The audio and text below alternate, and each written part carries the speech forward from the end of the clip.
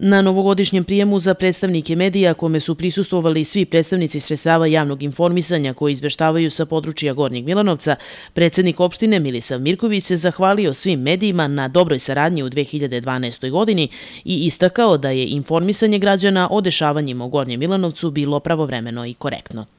Pošteno da vam kažem, sam zadovoljan informisanje, ali sam zadovoljan i ukupnim rezultatima koje smo ostvarili na području naše opštine.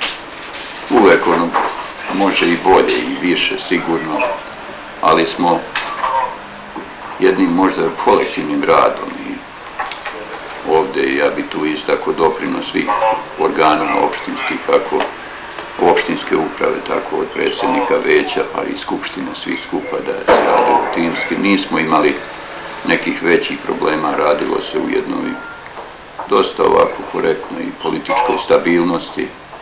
Sumirajući rezultate iz prethodne godine, predsednik opštine Gornji Milanovac istakao je da je učinjeno puno na polju investicija, ulaganja u infrastrukturu, učešća u brojnim značajnim projektima, saradnje sa privredom, javnim preduzećima, ustanovama i mesnim zajednicama.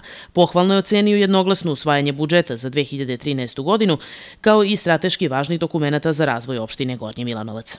Blagovremeno smo usvojili budžet, usvojili smo planove rada svih javnih preduzeća i ustanova svih mesnih zajednica. Ove godine smo doneli novu strategiju održivog razvoja opštine za narednih 10 godina.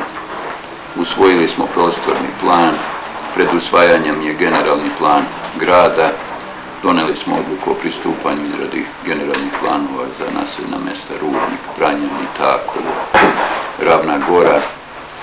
Neke investicije koje smo ranije započeli smo priveli kraju, tu pre svega mislim na sportske sale, na Rudniku, Pranjanima i Takovu. Dosta smo renovirali i ovih objekata verskih.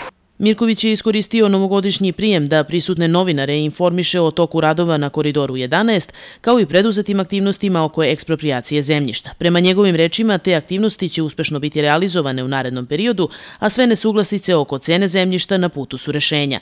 On je posebno istakao da će izgradnja koridora značiti puno za čitav region, kao i da će angažovanje oko 3000 radnika na tim radovima posebno doprineti privredi Gornjeg Milanovca. Mirković je još jednom istakao da razvoj opštine Gornji Milanovac u prvom redu doprinose uspešni privredni subjekti, među kojima prednjače Metalac, Tetrapak, Zvezda Helios, Spektar i drugi.